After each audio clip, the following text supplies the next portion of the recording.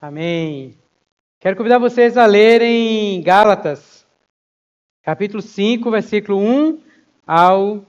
Versículo 1, primeiro, de Gálatas.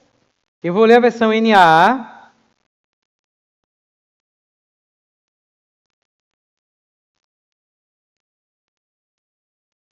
E fala assim, primeiro versículo. Para a liberdade foi que Cristo nos... Vamos falar como quem está liberto, ok? Vamos lá de novo. Para a liberdade foi que Cristo nos... Por isso, permaneçam firmes e não se submetam de novo ao jugo de escravidão. E aí eu quero ler com vocês também do 13 ao 25, ao 26. São vários versículos, e aí eu vou começar já lendo para a gente ganhar tempo, tá bom? Se quiserem ler junto comigo, serão bem-vindos. Porque vocês, irmãos, foram chamados a... Isso mesmo, a liberdade. Mas não usem a liberdade para dar ocasião à carne. Pelo contrário, sejam servos uns dos outros. Pelo amor. Porque toda lei se cumpre em um só preceito. A saber, ame o seu próximo como a você mesmo. Mas se vocês ficam se mordendo e devorando uns aos outros, tenham cuidado para que não sejam mutuamente destruídos. Mais ou menos assim, olho por olho e todo mundo cego. Versículo 16. Digo, porém, o seguinte: vivam no Espírito e vocês jamais satisfarão os desejos da carne. Porque a carne luta contra o Espírito e o Espírito luta contra a carne. Porque são opostos entre si, para que vocês não façam o que querem. Mas se são guiados pelo Espírito, vocês não estão debaixo da lei. Ora, as obras da carne são conhecidas e são imoralidade sexual, impureza, libertinagem, idolatria, feitiçarias, inimizades, rixas, ciúmes, iras, discórdias, divisões, facções, invejas, bebedeiras, orgias e coisas semelhantes a estas. Declaro a vocês, como antes já os preveni, que os que praticam tais coisas não herdarão o reino de Deus.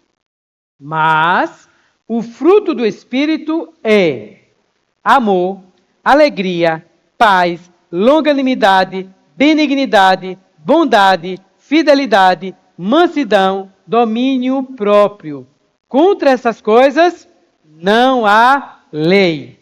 E os que são de Cristo Jesus crucificaram a carne com as suas paixões e os seus desejos. Se vivemos no Espírito, andemos também no Espírito. Não nos deixemos possuir de vanglória, provocando uns aos outros, tendo inveja uns dos outros. Amém. Glória a Deus. Quero ainda ler com vocês 1 Coríntios, capítulo 15, versículo 9 e 10. E aí eu queria convidar vocês a ficarem em pé para ler esses versículos. 15, do versículo 9 ao versículo 10 de 1 Coríntios. Tá bom?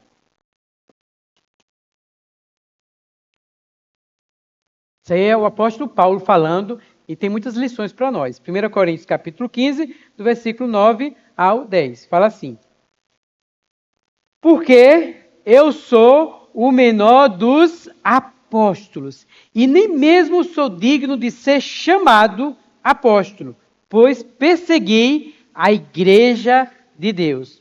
Mas Pela graça de Deus, sou o que sou. E a sua graça que me foi concedida não se tornou vã. Pelo contrário, trabalhei muito mais do que todos eles. Todavia, não eu, mas a graça de Deus comigo. Amém. Pode sentar. Querido Senhor, fala para nós nesse momento, Senhor, toque no nosso coração, fala para também quem está nos assistindo nesse momento, Senhor, o que Tu queres falar para nós sobre a questão da nossa transformação, de andar no Espírito, Senhor, abre essa porta para nós, essa chave para nós, Senhor, que faz presente e real para a nossa vida. E aplicável também, Senhor, faz mudança em nossa vida, em nome de Jesus, amém. Queridos, a gente está então estudando o livro de Gálatas, e Deus tem falado para nós de diversas formas, né, sobre o Evangelho, esse Evangelho poderoso que foi dado para nós. E hoje a gente vai falar então sobre a questão da transformação, a chave da transformação, o que é que transforma a nossa pessoa. Todos nós estamos em processo de transformação, ou para melhor ou para pior. Como nós cristãos, a gente pode ter a nossa vida transformada. Qual o caminho que a gente toma para ter uma vida transformada? É por meio de regras, é por meio de regulamentos, é por meio de ordenanças, é por meio de jogar a culpa em cima de nós, que nós somos transformados, é acusando, é colocando medo na gente, faça isso, senão você vai ser castigado. É essa forma que a gente conduz a nossa vida cristã para haver uma transformação. Essa maneira que a gente usa para que os nossos filhos sejam transformados debaixo do nosso controle, debaixo da nossa orientação, a gente está o tempo todo colocando eles debaixo de medo, de opressão, para que a vida deles seja transformada. Isso realmente gera transformação nas pessoas ou apenas encobre as pessoas, faz as pessoas agirem ali como uma manada de boi, fazendo tudo igualzinho, mas o seu coração permanece a mesma coisa. Na sua vida, você realmente é transformado ou você apenas mudou de hábitos cristãos e até se parece com uma ovelha, mas seu coração está muito mais parecido com o de um lobo, mas você consegue maquiar a sua vida e ter uma performance boa diferente das pessoas. É sobre isso que a gente quer esse tipo de transformação, é isso que a igreja prega, é isso que o evangelho prega, esse tipo de transformação, ou é algo muito melhor do que isso? Ou é uma transformação que acontece de dentro? Ou a gente está se lutando, se debatendo, porque a gente é como se fosse um espinheiro, cheio de espinho, mas a gente quer produzir uva, a gente quer produzir fruta boa, e a gente, até no nosso meio da igreja, como a gente convive pouco tempo aqui na igreja, às vezes, um pouco tempo que a gente vê os irmãos, a gente consegue socialmente agir muito bem, comportadamente, como uma pessoa civilizada, graças a Deus, sem ser, né? Mas isso é suficiente para a gente dizer assim, isso é uma transformação, isso é a minha vida, é assim que eu quero viver, e aí eu venho para o culto domingo, visto a minha melhor roupa, tenho boas ações, vivo comportado como crente, mas a segunda, terça, é totalmente diferente. Na minha casa é totalmente diferente. Isso aí é isso que eu quero viver o resto da minha vida. Foi esse evangelho que Cristo pregou para nós ou foi algo muito melhor e muito superior? E às vezes a gente fica se debatendo porque a transformação não acontece na nossa vida. Como é que isso vai acontecer? E aí o livro de Gálatas vem falar sobre isso. Vem falar sobre essa questão dessa transformação. E é sobre isso que eu quero falar com vocês, quero conversar, né? Em especial assim, que o que destrava a nossa transformação, o ponto de partida da transformação é a graça de Deus. O que é o ponto de partida da nossa transformação? A graça de Deus. Vamos ver essa experiência de Paulo. Eu sei que todos nós temos um passado, principalmente quanto mais a gente vai ficando de idade, mais o nosso passado, a nossa conta bancária do passado vai aumentando. E na nossa conta bancária do nosso passado, a gente vai ter alguns fatos que não são muito favoráveis para a gente. E são algumas contas que a gente prefere que fiquem naquela folha que a gente, quando vai mostrar o álbum de foto, pula essa foto, pula isso aí que eu não quero que mostre, que saibam, né, sobre minha pessoa. E não precisa também ser explícito para todo mundo algumas partes, algumas cenas da minha história. Paulo, ele tinha também alguma situação. E aqui ele fala que ele nem se considerava digno de ser chamado um apóstolo. E ele se considerava até mesmo sendo um menor apóstolo. E ele tinha uma culpa, ele tinha um peso sobre ele, que era que em algum momento da história dele, ele perseguiu os cristãos. E ele estava naquela cena lá, vendo uma pessoa injustamente sendo sacrificada, morrendo ali na frente dele, e meio que ele ajudando a pegar as roupas ali, segurando ali com ele, ou seja, participando passivamente, mas estava participando. Né? Quando a gente está participando de uma situação de alguém sofrendo bullying, e a gente está participando ali, a gente dá aquele risozinho assim, a gente está participando também daquela situação. E aí alguém chegou a morrer aos pés dele ali na situação dele. Além de que ele intencionalmente queria destruir o povo de Deus e perseguia mesmo. Então ele tinha essa responsabilidade. Isso era o passado dele. O nosso passado vai determinar o nosso futuro. O nosso passado ainda perturba o nosso presente hoje. O nosso passado ainda impede de a gente avançar e crescer na vida cristã. E aí Paulo, ele fala assim, que o que ele fala assim, apesar de tudo isso, de todas essas limitações, que eu me considero ainda sendo o menor de todos os apóstolos, eu não convivi com Jesus Cristo, eu sei da minha culpa que eu fiz, da minha responsabilidade, que eu fiz isso aí no passado, mas eu posso dizer também que eu sou o que sou hoje é pela graça de Deus. Porque a graça de Deus, que foi dada a mim, eu não tornei ela em vão. Mas eu trabalhei muito mais. Mas espera aí, não fui eu, na verdade foi a graça de Deus. Porque foi assim, fui eu, mas na verdade foi a graça de Deus, se da minha força motriz. Porque também assim, não é pensando assim, eu recebi a graça de Deus, vou estar aqui e Deus vai fazer tudo. Não é assim. Há uma predisposição nossa. E há também um reconhecimento que ainda assim, essa predisposição que eu faço, se eu faço alguma coisa, se eu me esforço em alguma coisa, ainda é a graça de Deus por meio de mim. Porque a glória de quem pertence é a Ele. Porque no momento que eu tomo essa glória, está errado isso aí, né? Então, Paulo, na experiência dele, para ele estava muito claro que o que ele era hoje, essa transformação que Deus foi capaz de fazer na pessoa dele, foi a graça de Deus.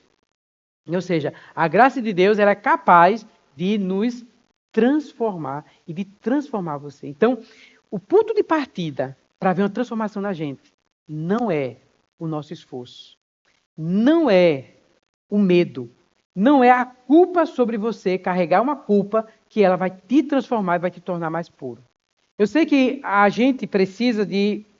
A gente tem a sensação assim, quem deve tem que pagar alguma coisa. E às vezes, pelo nosso passado comprometedor, a gente fica querendo pagar essa conta. E aí, às vezes, a gente se sente muito bem, se sentindo culpado, porque é como se um martírio que eu faço contra mim para tirar, é como se fosse a experiência do cordeiro sendo morto lá, do sangue. Então eu preciso sofrer, eu preciso sentir-me mal para eu me redimir. Eu preciso sofrer. Eu preciso sentir o peso da culpa sobre mim para eu me sentir liberto, ter a sensação de liberdade. É meio louco, mas é isso que acontece às vezes na nossa cabeça também. E é isso que os judeus, eles imaginavam que ainda os novos crentes, eles precisavam ainda cumprir alguns ritos, eles precisavam estar debaixo da lei para cumprir, então, e para ser redimido, ser justificado. Então, a graça de Deus é o nosso primeiro passo, dizer assim, vocês são livres. Vocês são filhos. Você precisa perceber que o que Cristo fez por você, Ele que deu a liberdade de você ser livre e de você também ser filho. A graça de Deus, como a gente viu semana passada, nós cremos na redenção de Cristo Jesus, e aí o Espírito foi dado ao nosso coração e nós recebemos a adoção de filho.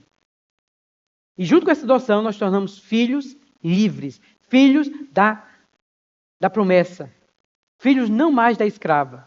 E isso é tão essencial, você saber quem você é. Sabia que é essencial você saber quem você é? Porque assim como você pensa, você é. E conforme você pensa que é, você começa a agir. Se você é um aluno de medicina, você vai agir como aluno de medicina. Até que, do dia para a noite, você recebe a formatura e você recebe um diploma. Você agora é chamado não mais de aluno, mas é chamado agora de doutor, de médico. E as pessoas que vão olhar para você, vão chamar você mais de estagiário. Foi do dia para o outro que houve uma mudança. Mas gerou em você uma transformação, uma chave que mudou, que lhe transformou e você começa agora a assumir uma responsabilidade e agir como um doutor, um médico, e não mais como um estagiário, um estudante. A gente saber quem a gente é, muda uma chave na vida da gente.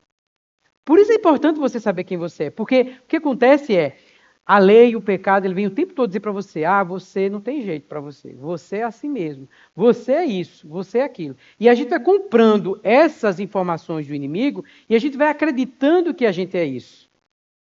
Até que um dia você vira a chave e descobre, eu sou filho de Deus. Eu sou livre. E essa liberdade eu tenho a consciência que não é para eu me envolver com libertinagem. A liberdade que eu tenho é que eu vivo num ambiente livre, onde eu posso ser livre, eu não sou escravo do pecado, a ponto que eu não consigo perdoar meu inimigo. Mas eu sou livre, eu tenho o direito de perdoar. Eu posso perdoar. É esse tipo de liberdade que eu acredito e que a Bíblia fala para nós. Que Deus não deu o espírito de escravidão, mas o espírito de poder, de amor, um espírito de equilíbrio. Você começa a se tornar uma pessoa equilibrada, uma pessoa cheia de amor e de poder. Você tem poder de, não é amaldiçoar os outros, não. É de abençoar. Eu abençoo até quem quer meu mal. Eu te abençoo. Isso é poderoso. Isso é saber quem você é. A ponto que quando as pessoas ficam te amaldiçoando, você não fica, ai meu Deus, tu me amaldiçoaram isso de mim. Você, pelo contrário, você se levanta porque você sabe quem é. Eu sou livre. Tu estás dizendo isso para mim, pois eu digo outra coisa para tu. Então essa liberdade que o Evangelho te coloca numa posição. Porque você começa a dar um fruto diferente de outros frutos. Então, a graça ela é o ponto de partida para você saber quem você é filho e você é livre. E essa graça, quando você recebe essa graça, você foi dado a você o Espírito prometido, ao qual você começa a chamar Abba Pai. E esse Espírito em você, ele começa também a fazer uma transformação em você. Mas é uma transformação dentro de você. É uma transformação no seu interior. Só para a gente esclarecer sobre essa questão do Espírito, porque assim que a gente pensa sobre o Espírito de Deus, a gente está muito associado também com o Espírito, com a manifestação exterior do Espírito, no sentido dos dons espirituais, que são importantes, que são colocados na Bíblia. E aí tem alguns dons espirituais que são apresentados, né? Dom de ensino, dom de palavra de sabedoria, dom de acolhimento, dom de cura, dom de língua. E aí, existem os dons espirituais, existe o fruto do Espírito. E aí, a gente precisa saber a diferença de um e do outro, né? Porque os dons espirituais são algo Deus dado para nós, são habilidades, são talentos dados para nós, que é capaz da gente poder usá-lo para edificar a igreja. São importantes os dons espirituais. E o fruto é o trabalhar do Espírito em nós, agindo de maneira oculta, mais eficiente. Você ter talentos e ter dons espirituais necessariamente não significa que você, se você quiser comparar e ver como está a sua maturidade espiritual, não pense que é pelo o quanto de dons espirituais você tem que isso mostra a sua espiritualidade. Mas é muito mais o fruto. Veja se não é verdade assim. Um pregador, ele dá uma pregação maravilhosa, impacta tantas pessoas. Nos bastidores, as pessoas que estão perto dele, ele é ácido, frio, seco, intransigente. Ou então, depois daquela palestra maravilhosa que você deu para todo mundo, que aconselhou tantas outras pessoas, os seus filhos em casa vivem com medo de você e debaixo de ansiedade, porque papai chegou. Que o tratamento é muito... Isso aí. Ou então você é alguém assim, que tem um dom maravilhosos na igreja, mas vive com a vida de pecado. E não é de hoje que a gente se assusta e diz, meu Deus, não acredito. Fulano de tal, nessa situação. É que é uma diferença entre dons espirituais e fruto do Espírito. Porque o dom espiritual, Deus dá a quem Ele quiser, como Ele quiser e usa quem quiser. Até mesmo, uma mula, Deus usou para falar. Então, dar dons e habilidades não significa que a pessoa é espiritual. A pessoa pode ter vários dons, pode ter várias habilidades. Impactar as pessoas e ser usada por Deus, porque é usada por Deus. Porque Deus, ele precisa só de um canal. E ele usa quem ele quiser. Usa pessoas, até pessoas ímpias. Quantos de nós? É ou não é? Você já ouviu uma palavra, meu Deus, foi Deus falando para fulano de tal. Você vai olhar a vida da pessoa toda, mas Deus usou e alcançou a gente. Porque questão de dom, de habilidade, significa espiritualidade. E é claro, às vezes é mais fácil, porque no palco aparenta ser mais espiritualidade. E as pessoas ficam cantando, fulano tal, quando fala, a terra se abala. Graças a Deus, que assim seja, né? Que assim seja, não tem problema também de usar o dom. A gente aqui não é contra dom e não, todo mundo tem que... Não, se Deus deu, use seu dom. Deus deu uma voz maravilhosa, use essa voz para transformar vidas. Deus deu habilidade para você, inteligência, use para transformar, para abalar essa terra, use mesmo. Mas saiba, crescimento ele ocorre oculto. E as pessoas que estão mais próximas de vocês, aí elas também veem esses dons. Porque ele é oculto, mas as pessoas que estão mais próximas de você, elas são impactadas pelo fruto do Espírito que tem em você, do crescimento que tem em você. E aí a gente precisa considerar isso. Porque essa transformação, ela ocorre oculta. E ela começa nas raízes. Porque assim, aqui em Gálatas fala de fruto. Fruto ainda é visível. Mas para o fruto chegar, ela precisa de quê? De uma sementezinha, raiz bem cultivada, uma terra fértil, a essência boa, e aí vai dar bons frutos. O que às vezes a gente quer é que a gente já quer ver o fruto. A gente já quer o fruto das pessoas, a gente já quer o fruto nosso também, a gente quer a coisa de imediato. O crer em Jesus, não, já tem que ter a vida transformada. Eu já tenho que fazer isso, já tem que ser assim, assim, assim. Só que é um processo para a vida toda. E aí a gente precisa, nessa vida toda, estar trabalhando em nós. Por que a gente precisa estar trabalhando em nós? Porque a gente nasceu com defeito, a gente nasceu. É a verdade, mas precisa ser dita. Você não nasceu bonzinho, não. Você não é bom, não. Na sua essência, você não é bom, não. E não culpe o meio social, dizendo que, eu sou resultado da sociedade. Não é, não. Porque ninguém ensinou a gente a mentir, a criancinha já de pequenininha mentiu. Claro, o meio social vem e influencia. Se você nasceu numa determinada área que é muito precária, é verdade, você tem uma chance muito maior de desenvolver muitas outras coisas. Se foi muito maltratado a sua família, é verdade, tem muitas outras coisas que podem. Mas mesmo você ter nascido numa família perfeita, tudo bonitinho, tudo melhor escola, teve uma boa escola, carinho de pais, isso e aquilo, tudo, ainda assim, a sua essência vai surgir. Surge. É inevitável. Então, assim, não vamos assumir a nossa responsabilidade. Nós temos problemas entre nós. Não é o outro, eu. Isso é um primeiro passo para a graça nos alcançar. Aí Jesus, lá em Mateus 7, ele vai dizer o seguinte, que havia, ele alertando sobre os falsos profetas, que a gente acha que não é a gente, é o outro, mas eu vou usar esse princípio para mostrar que a gente também é assim, viu? Aí ele fala assim, os falsos profetas, sabe como eles são? Eles são como lobos vestidos de ovelhas.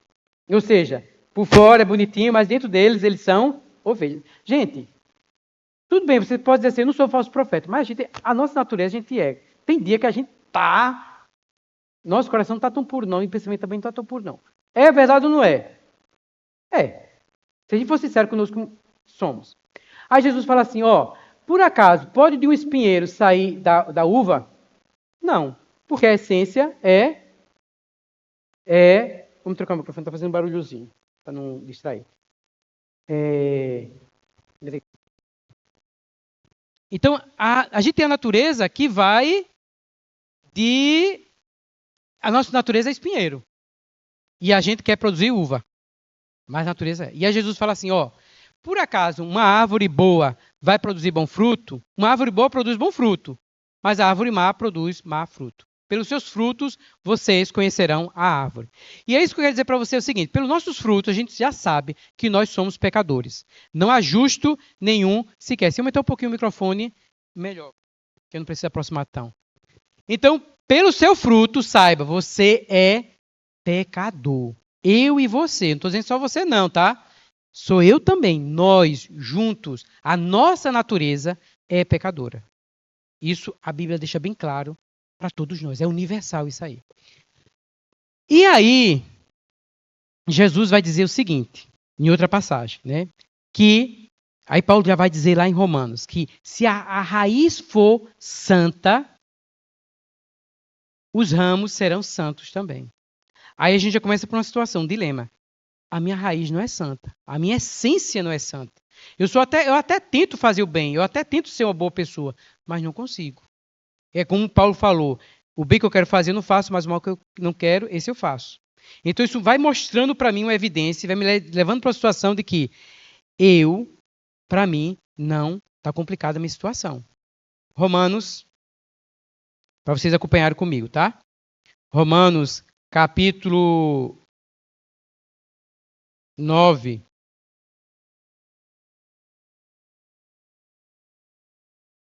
Ou melhor, versículo 11, ele vai falar assim, versículo 16, se for santa raiz, também os ramos serão. Aí versículo 18, vai falar assim, vai falar sobre os ramos, né? Eu vou explicar para vocês isso aqui, para vocês entenderem. Então, a gente tem, a nossa natureza não é boa. A gente é comparado com uma oliveira brava, ou seja, algo pecaminoso, algo que, gentil, não fazemos parte do povo judeu, que é considerado, que eles se consideravam como povo escolhido de Deus. Tá? A gente não vai entrar muito nesse detalhe aí, mas deixa eu ver se eu consigo explicar, para não me complicar. Eu acho que estou meio me complicando agora. Vamos lá. Então, nossa raiz, nossa essência, a gente sabe que nós somos pecadores. Vamos considerar, então, como sendo uma oliveira brava. Os judeus, eles se achavam que eles eram melhores, se achavam que eram justos. E aí Paulo até fala assim para eles, é verdade, né? Versículo 9, vou ler o contexto para a gente entender. Versículo 9, capítulo 9, versículo 10. Ele vai dizer assim, é verdade, os israelitas, eles pertencem à adoção, a eles pertence a adoção de filhos, assim como a glória, a aliança, foi promulgada da lei, o culto e as promessas, tudo, eles dizem que é deles, ok, são deles. Mas eu quero dizer para vocês, os patriarcas também são deles, né? O Cristo é descendente também deles, o qual é sobre todos, tudo, amém. Aí Paulo vai dizer assim, agora vamos considerar realmente quem é filho de Deus. Quem é realmente filho de Abraão, quem realmente é israelita, já que eles se acham melhores, já que eles se acham que são o único povo. Aí ele fala assim, versículo 6. E não pensemos que a palavra de Deus falhou, porque nem todos os de Israel são de fato israelitas. Ou seja, quem nasceu de Abraão necessariamente não é filho de Abraão, que nasceu da carne. Nem por serem descendentes de Abraão são todos filhos. Pelo contrário, por meio de Isaac será chamada a sua descendência. Ou seja, aí Paulo vai dizer assim, isto é, não são os filhos da carne que são filhos de Deus, mas os filhos da promessa que são contados como descendência. Então Paulo fala assim, eu sei que os judeus ficam dizendo, se gabando, que eles são os únicos, que eles são isso e aquilo. Só que assim, se a gente for olhar na essência mesmo da palavra, o que a Bíblia já mostra no Velho Testamento é assim, quem é o descendente de Abraão que é filho da promessa. E o descendente, na verdade, se refere a Cristo Jesus, se refere àqueles que nasceram da promessa e não da carne. E aí Paulo está mostrando para eles que nós, gentios, fomos incluídos então no povo de Deus agora e nós somos participantes então dessas promessas. Nós somos agora verdadeiramente os filhos de Abraão e os filhos de Deus pela promessa. Mais adiante, Paulo então vai comparar isso com a oliveira. Como Cristo sendo a oliveira e dizendo assim que por causa da lei que os judeus tinham e pela maneira dele de quererem se justificar, mas sem ser por Cristo Jesus, eles terminaram se tropeçando e eles foram como um ramo tirado da oliveira, foram quebrados pela desobediência deles. Se nós já éramos desobedientes por sermos gentios, eles, por não se submeterem à vontade de Deus, eles também desobedeceram. Então, eles e nós, todos ficaram debaixo da desobediência, para que a misericórdia de Deus aparecesse. Isso está aqui bem claro. Mais adiante, aqui,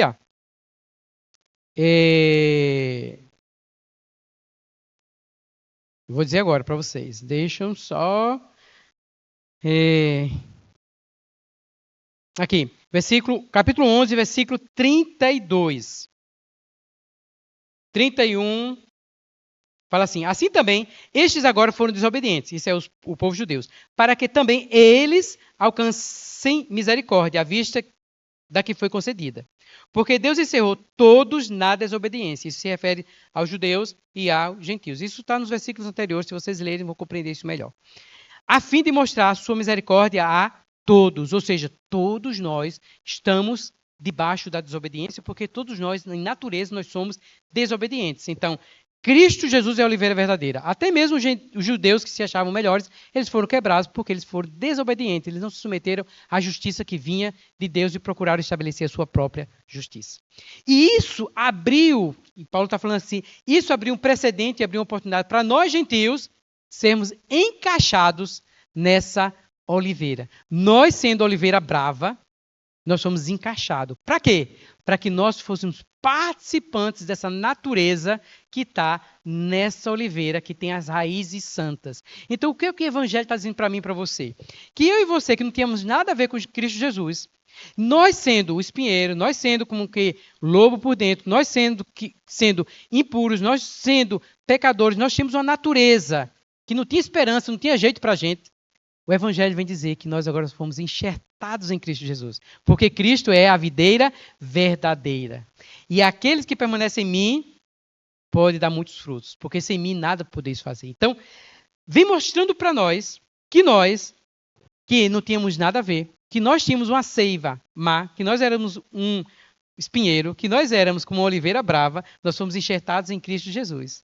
E agora nós temos a natureza dele fluindo em nós, vindo dessa raiz santa, fazendo os ramos se tornarem também santos. Ou seja, a transformação que eu e você acontece, ela acontece de dentro de nós, mudando a nossa essência.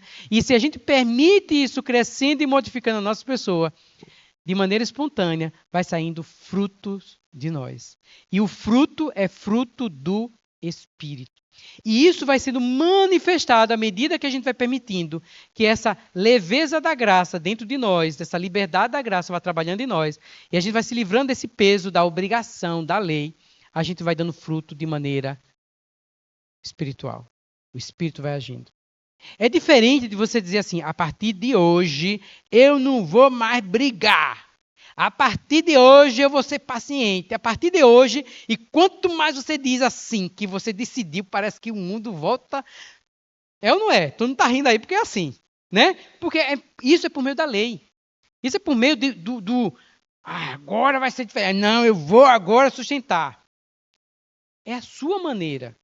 E o que é que gera, geralmente? Isso aí gera mais raiva. Gera mais obra da carne. Gera mais ódio, intriga, como aquelas obras da carne.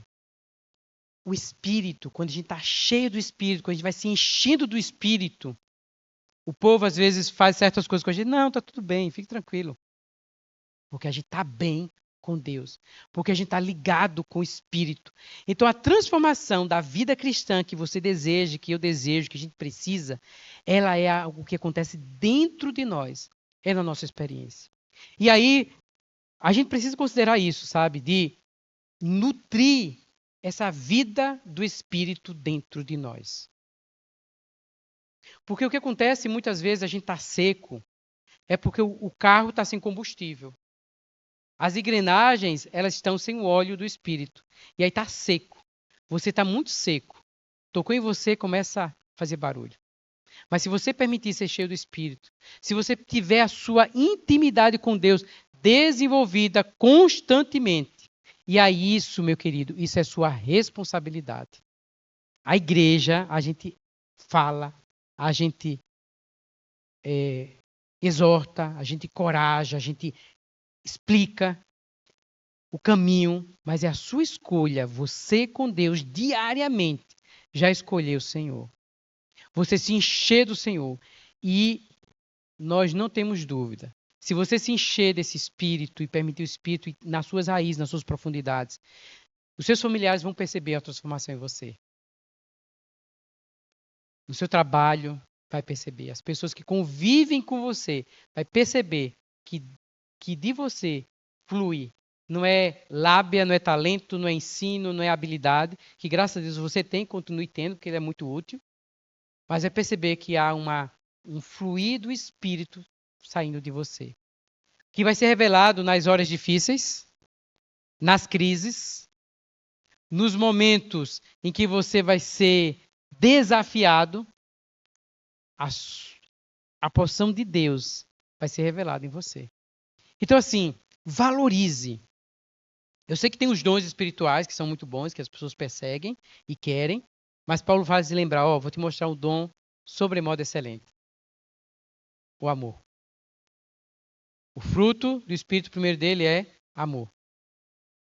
Aí, junto com o fruto do Espírito, tem outros aí que vão vindo, né? De alegria, de paz, domínio próprio, bondade, paciência, benignidade, mansidão. E tudo isso é o Espírito vai trabalhando em nós. Vai crescendo em nós. Então, assim, se permita, sabe? A graça trabalha em você, você fazer como Paulo. Eu sou o que sou. É a graça de Deus trabalhando em mim. Foi a graça que deu o start. Eu reconheço quem eu sou filho livre, e essa liberdade gera um ambiente agradável para a gente crescer e se desenvolver. Né? A minha maturidade está medida não pelos talentos que eu tenho, mas pelo o fruto que está sendo gerado em mim. E isso vai se manifestando. Então, em nome de Jesus, assim, invista nisso. Invista na sua vida íntima com Deus, no seu crescimento. Que é por meio da oração, da leitura da Bíblia, da comunhão, de servir as outras pessoas, porque o amor, a gente serve as outras pessoas. A liberdade, ela nos leva a ser livres para servir o outro, para cuidar dos outros. Então, certamente, sua vida vai sendo transformada. Não pela performance, mas pelo Espírito agindo em você, que começou pela graça. Então, que você possa também olhar assim, pela graça e dizer assim, sou o que sou hoje. Não é pelo meu passado, está me determinando, mas é pela graça de Deus que eu recebi, e não recebi de maneira vã, mas eu trabalhei nela, mas não foi eu, mas foi a graça de Deus comigo, que você tem a sua vida transformada. E saiba, é possível sim a nossa vida ser transformada. Tem alguns casos, né, que a psicologia diz assim, não tem jeito. Só que a psicologia, que é importante, não desconsidero, nós como cristãos, a gente até considera a psicologia como instrumento de Deus para ser usado. Mas a psicologia, por muito tempo, hoje está mudando. Mas ela não considera a questão do poder da fé e da religião para haver uma... Então, na hora que vão fazer alguns estudiosos e psiquiatras que fizeram os estudos, alguns tempos atrás aí, famosíssimos, eles olhavam a pessoa e não vinham o fator espiritual como revolucionário. Ele viu apenas a pessoa na parte ali física e mental delas. E aí, claro, alguns casos eles dizem assim, não tem jeito. Quem tem tais sintomas não tem jeito. Só que a fé, ela ultrapassa isso aí. E a gente sabe, nós somos compostos não apenas de corpo e mente, a gente também tem um espírito. E como crentes em Cristo Jesus, e como a experiência e como a palavra de Deus dá uma esperança para nós, que sobrepassa todas as outras. Eu creio que o poder do Espírito, a graça de Deus, se a gente recebe, não recebe em vão, mas a gente se permite, e a gente se alia a essa graça aí, é capaz de transformar e de curar-nos de muitas coisas. Eu creio. E a palavra, ela me dá essa base para crer nisso também. Que é possível, sim, a nossa vida ser transformada. Que o pior pecador, a pior pessoa que cometeu o pior crime, a pior coisa, é possível ela ser regenerada, ser transformada e ter um novo começo. Paulo, as pessoas nem acreditavam nele. Não, ele não. Qualquer pessoa. Ele também sabia que ele tinha feito alguma coisa ruim no passado, mas ele falou assim, mas eu sou o que sou pela graça de Deus. E quão Paulo foi usado e certamente o fruto do Espírito fluía dele. Então a sua história não é determinada nem pela seu passado e nem por algumas teorias que limitam. Creia no poder do Evangelho de Cristo Jesus. Creia na graça de Deus. Cristo é capaz de mudar a sua história, mudar a minha história. Amém. Deus nos abençoe. Agora a gente tem um momento muito especial que é sentar juntos para compartilhar. E você vai compartilhar agora da sua experiência, tá bom? Jesus nos abençoe.